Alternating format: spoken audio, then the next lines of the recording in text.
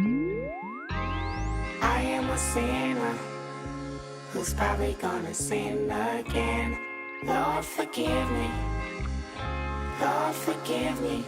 Things I don't understand. Sometimes I need to be alone. Bitch, don't kill my vibe. Bitch, don't kill my vibe. I can feel.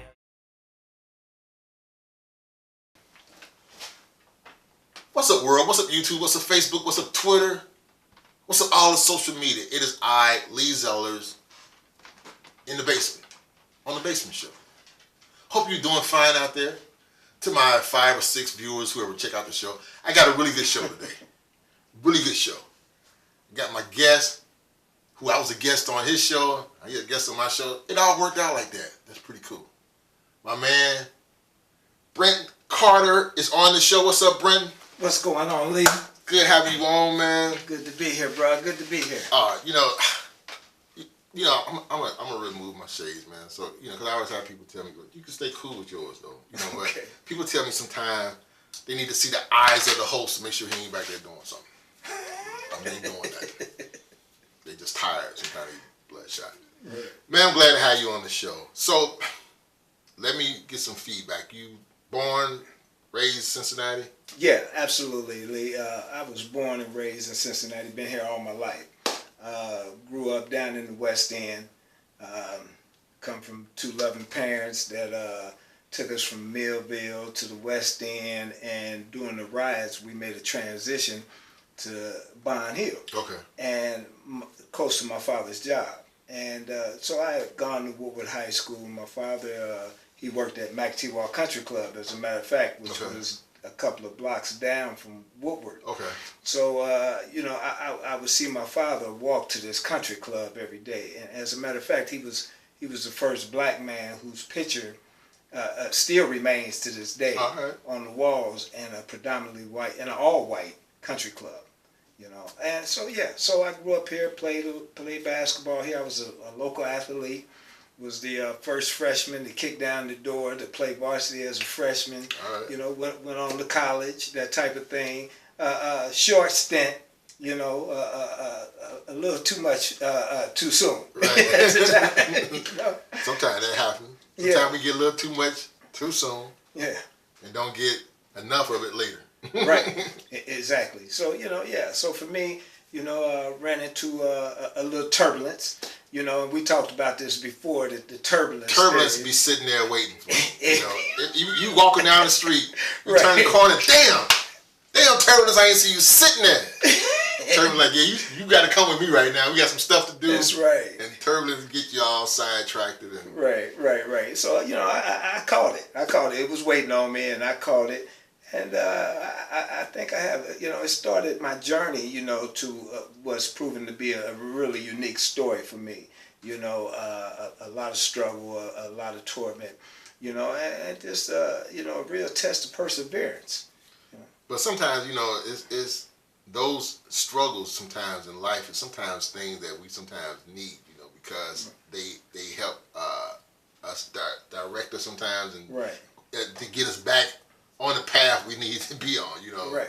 So sometimes when you don't experience nothing in life, you kind of don't always know, when things start going off course, how to get back on course. And sometimes through turbulence, waiting around the corner for you, turbulence will show you. Sometimes you be like, you know what, I ran into you once, turbulence, I ain't dealing with you today. Leave me alone. So it gets you back on track. That's right. So the show, the new one, how did you get into the whole talk show thing? Well, and before I go any further, I'd be remiss if I don't tell you, how much I really appreciated you coming on my show. Oh, man, it was an honor, man. It was a blast. We had been playing tag, trying to hook up for with months, each other, for the show, to see if we could sketch out a movie or two something. here and there. Get something. And it was such an honor for me, because there's, this is Cincinnati, and there's several people here that are doing some things, but you're consistently. And, I try. You're consistent, and I enjoy the fact that we have a relationship where I'm able to call you and say, Lee, what do you think about this? Right. You know what I mean? Hey, I didn't even catch up, but I try to be, and it is some fine talent here, and it's and consistency is a key thing, man. Right. But I'm looking at what you're doing, and you seem like you staying very consistent, and I'm trying to be. I'm trying to follow suit, and which leads to your question: how did I start? And how did I come up with the concept of miracle? Actually, we had talked about this once before. How I got the acronym. Can we go back to how I got the acronym? How did you come up with? Because the new one is like right, and it was actually by mistake. Okay. Not being technically savvy. Okay. I had created 2 Facebook pages. Right.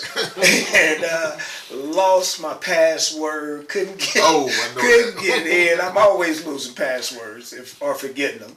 And my grandkids wasn't available to help me get back in. Right. So a friend of mine helped me navigate to creating a new page. Okay. And so we were debating on what to name it. Right. So I can get back to it. And he said, well, we'll say this is the new one right here. And this is the old one. And I said, okay. So the new one kind of stood for a minute. I started thinking about it. And the material that I started applying to that page was just about my writings, about the play. I started putting things on there that was related to some of the community events that was going on.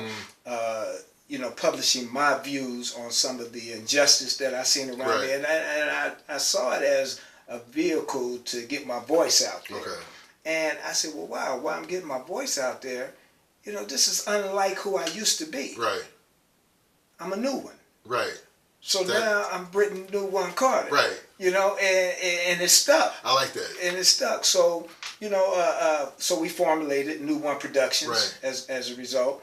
And to bring new talent on, talent that deserves a voice. And I started writing this play. So my play is actually the foundation of New One Productions. Is that the play The Miracle? Yeah, it's the play The Miracle. And as a matter of fact, it's been under revision. Just sat down and completed the rewrite for the new and improved version of The Miracle. A lot of more music, great talent that we're gonna have here. Some really new and upcoming rap artists, R&B artists. Some great voices. A lot of more music, a lot of more dancing. Don't miss it. Don't miss it. I'm telling you. So that was the birth for everything that I'm actually doing. And in every birth, I guess you got to have what do they call them, midwives? Midwives. Yeah. Come along. So Mizzy, Mazan. Mazan. She's my midwife to my, to me and to what I'm doing in this industry now. She kind of helped give birth to what I'm doing. Because Mazan had that kind of magic where she can see what it is you're doing, and just all of a sudden what you ought to try.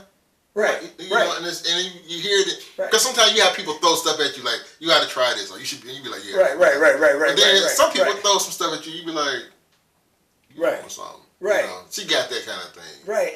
And we really basically kind of stumbled up on it. We were talking in Eden Park one day. I'll never forget this. And I was telling her about the play. I had it in my hand, and so she started reading something. She said, "You know what? You need to stop playing." So, Mazan is like the Susan DePaz. Right. You know what I'm saying? She's like, Susan DePaz discovered Michael Jackson. Right. Well, Mazan has this knack of discovering talent all throughout the city, and I really appreciate you and thank you.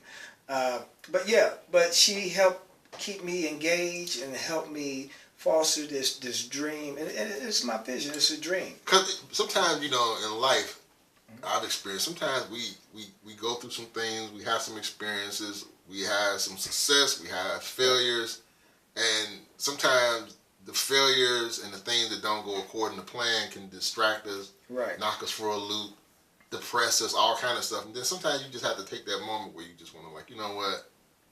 I'm gonna get myself back out here. I'm reinventing myself. Right. I want to be new. Right. Exactly.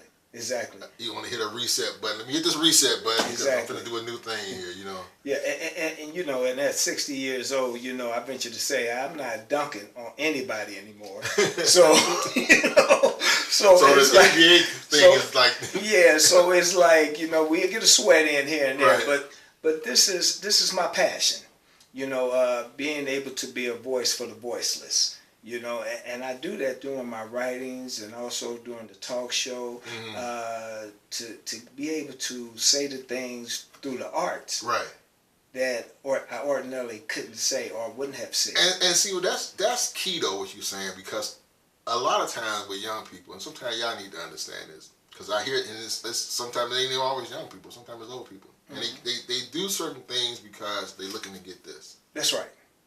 And if you don't have a passion for something, a lot of times you don't put in the work or whatever is needed in order for that to ever come. That's because you're just trying to create something real quick to make a quick buck. Right. But when you're passionate about something, especially when it's something like you want to educate people about, you want to expose people to whatever, if it's talent, if it's stuff that's going on in your community, they don't have a dollar sign behind it. That just has something that's because that's something you feel within that you want to do, you know, that you want to expose, you know. Right. And, you know, and for me, Lee, you know, I get it honestly, you know, through some of those earlier trials and tribulations, going to prison, growing up in the 60s, right. You know, seeing the Black Panther movement. And, you know, I mean, we come up during the era when, you know, education was a must. Right. It was a must. Right. It's still a must. Don't get it twisted. Right. It's still a must. Right. But we had Miss B down the street. Right. That would get in that tail. Right. You know, if you didn't do the right thing. And everybody educated us and helped guide us. So it was during the time that I had fallen victim to the prison system. Right. That you know, I had an opportunity to really realize some gifts that I had, you know, and explore. So yeah, so I started writing. You know, earlier on, I wrote in prison. I found myself writing on the bus in high school on the way to games. I would write little scenes because I always had this passion for writing. Right. But it developed into something else, and I've discovered that it's a voice. It's a voice about some of this injustice. Right. And it wasn't about money. Right. It's never been. It's not about. I would like to have as much money as I could possibly get. You know, I mean, dump it off to me because I'll take it. You know what I'm saying? But you know, but today, you know, I see things as it's not a monetary thing. You know, my payday is when I can create something that helps somebody else. Right. You know, that's a payoff. You know? Yeah. And, you know, I was just thinking when you're talking about, you know, the 60s and, you know, because that's when I was born in the 60s and the things that we're facing today, you know, we look on TV and we see we got a president who's basically leading the suppressors that we saw in yesteryears. I mean, he speaks for them today. Absolutely. So in seeing that today, and, you know, like I said, we coming from a time where, you know, we remember all the Martin Luther King, the civil rights, the Malcolm X's and stuff, and here we fast forward. Right. 2017. The thing to me is this. It's not shocking. Coming up in America, this is not shocking because I've seen this movie before. Right. I wasn't expecting a rerun so soon. You know, but they keep coming with the sequels back to back. They keep coming. They just keep bringing the sequels out. The hits just keep the coming. hits just keep coming. Right. It's like, when y'all gonna stop it? Right. You know, right. because people tired of that shit. Right. They're just Absolutely. tired. And so when you looking at this today, like you said, you 60 years old, you looking at this today. What transpired in your head as you see this stuff, man? With the Nazi groups out there, and they dressed like they, you know, ready to go to battle. They got their armor on and shields, and you know what? They had a permit for that. Exactly. They had a permit. Exactly. And you know, Lee, that's interesting that you speak about the permit that they have for that, because if we remember correctly, you know, even when you saw the movie about the Panthers, you know what you saw Huey and those brothers do. They utilized the Constitution, the right to bear arms. Right. You know, and everybody was shocked and appalled. You know, well, we have to arm ourselves and 2017. But we had to arm ourselves from a different vein. Right. When I first saw this take place with the Nazis and whatnot, it wasn't the first time I saw it, as you said. This is a rewrite. Right. It's a rerun and a rewrite. Right. You know what I'm saying? The hits keep coming. The ending just has to be different, but they keep trying to improve on the same old story of oppression. Mm-hmm. And they're constantly oppressing people of color. Right. So we've been being oppressed. What's interesting for me, and even more so what appalled me, the interesting thing in me is that the Nat Turner inside of me was awakened. Right. I dare you. Right. I dare you. Right. It's okay if I read a book today, right. Massa. Right. You know what I'm saying? Right. So, you can't fool me with the red card. You can't tell me. Donald Trump is the master of conditioned response. Mm-hmm. And I think you mentioned it earlier when we were talking about how he kept repeatedly telling America that we're going to make it great again. Right. I've even heard it repeated by even some African American Republicans. Yeah. That they really bought into that concept, make America great again. Right. Hold on. It was great when the Indians was here. Right. It was great when the Indians, right. Actually they were the first group here. This is actually their land. And the so-called discovered land has already had people on it. And here we are, celebrating Christopher Columbus and his discovery. But, I got a news for you. Chris wasn't the one that got here first. Right. It was Mansa Musa who came over and was doing some trading with the Indians. So, I'm appalled because, we constantly see how we're being utilized to build a country that we can't even celebrate in. Right. You know what I mean? We're constantly doing things for the progression of the United States of America. Right. And they're not honoring us. They're not respecting us. And they just been waiting for somebody like Donald Trump to come along.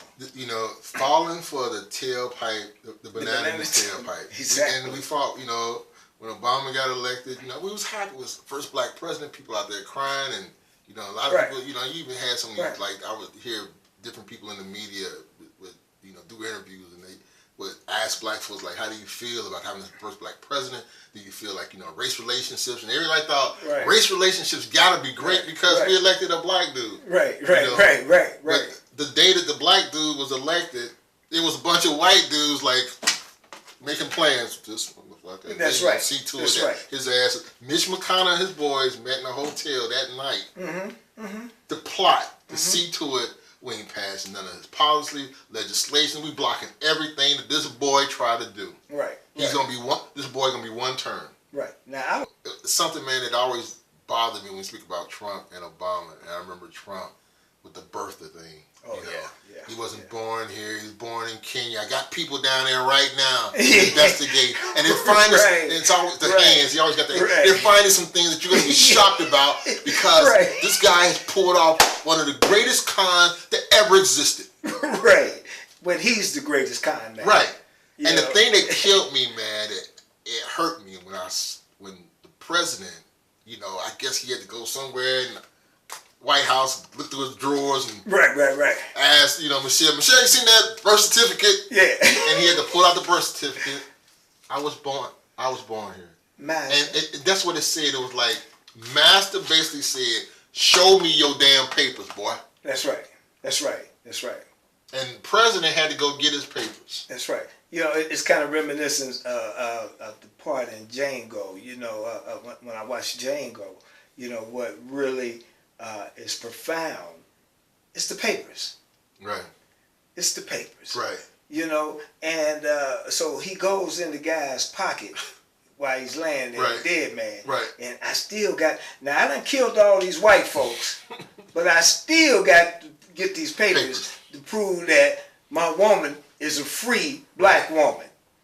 She's a freeman.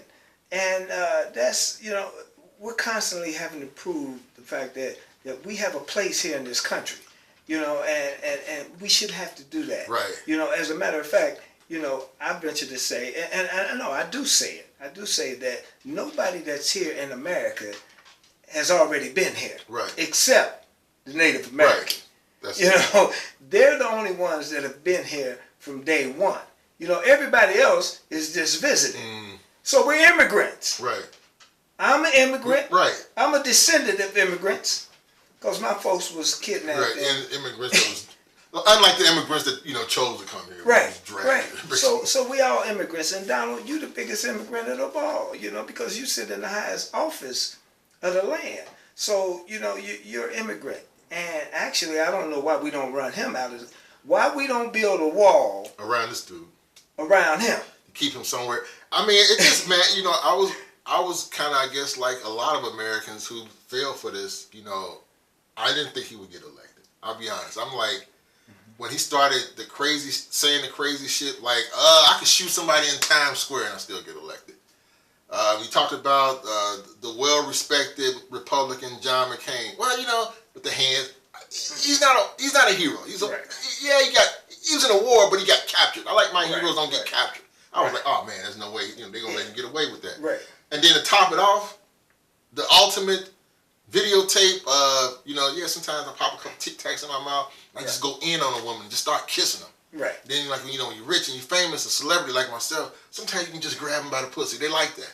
Yeah. Right. So when I hear all of this, I'm like, there's right. no way they'll elect this guy. Right. Rapist. And he get elected. Rapist. A rapist. We watched this country crucify Bill Cosby. Right. Right or wrong, that's not my place to call that. But we watch him get crucified. And here's Donald. He's saying it out of his own mouth. This is nothing that he said 20 or 30 years ago. This is something he said recently.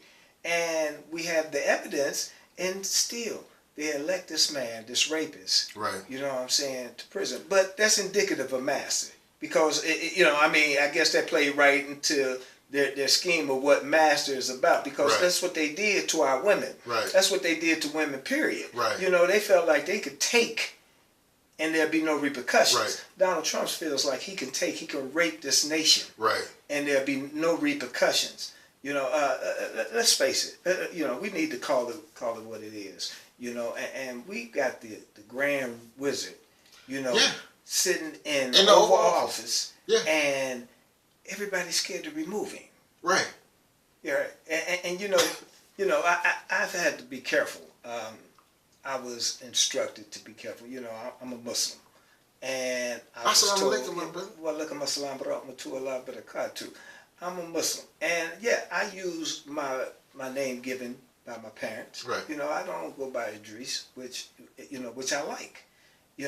But I do so because I realize that in this country, I have a duty to protect myself and to protect what I believe in. Right.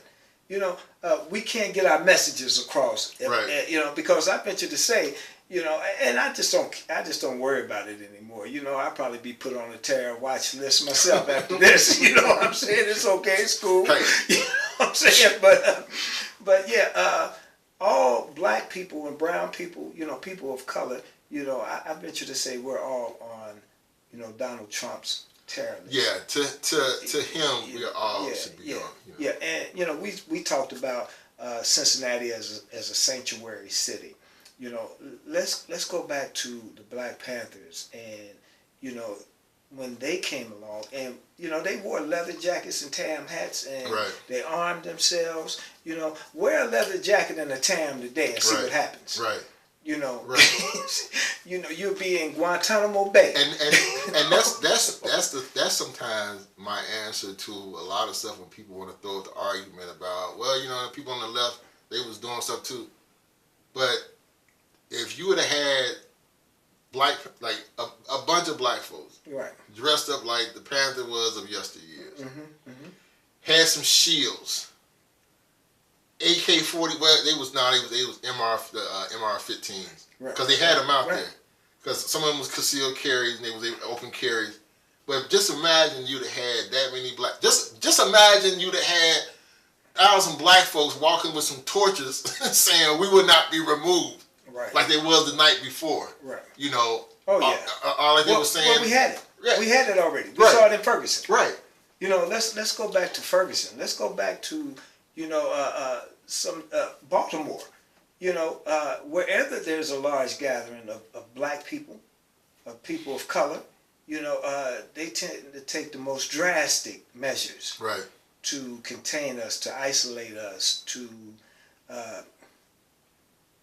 control us. Right. And so that's not a secret. I think I believe what we need to do is to just take a look at, the fact that this is what they use to control us. What is it that they can't control? Right. And that's our intelligence. Right. We need to band together, and that's one of the things that I'm adamant about in terms of our youth. This is not to tell you to pull up your pants just to nag you. Right. You know what I'm saying? This is not to tell you to stop doing something just to nag you. This is to save your life and the lives of your children and our future great-grandchildren. We got to start banding together. Right. And we have to get some uniformity. Right. Right. Again, going back to the Panthers, one of the things that they showed us was that discipline and uniformity. Right. You know what I'm saying? We have to become uniform so that we can't let the masses, the Donald Trumps of the world, control us and isolate us. Yeah. Yeah. But we've always had those who somehow feel that if I do the doings of the masses, somehow either he's going to give me some little trinkets or some little extras or whatever. That's right. And we do the song and dance. Right. The buck dance begin. And, it's like the thing about this whole thing that's taking place now, and it was like when you look at the video footage and stuff on the news footage of the protest, and we have to, because there's some good white brothers and sisters out there. They're on the front line getting their heads split out there, right, along with us getting our heads split. Yeah. And so it's like you have to be like glad that there's some people that's like taking up this fight along with us. Absolutely. And as you mentioned, earlier in the segment, is that this film has been played time and time again, and we've always had righteous white people who have been out there on the front lines. Right. When we talk about white or black, what we talk about is people that are in touch with their humanity. Right. Period. Right. The color of their skin is just incidental. But these are people that have a foundation of humility. And they know what's right and what's wrong, right, and their integrity. Integrity is colorless. Mm-hmm. I mean, I had a friend of mine that just called me over the weekend, just the other night, and she asked me to come down, and she wanted to talk to me about some people that are hanging in front of her home, mm-hmm, and they happen to be white, and they moved in over the Rhine. Mm-hmm. Now, one part of me wanted to say, well, I remember when they wouldn't even change a light bulb for my grandmama down there. Right. Now it's high end, and right, you decided to come out of Indian Hill, right, and move down right, in here. Right. You know what I'm saying?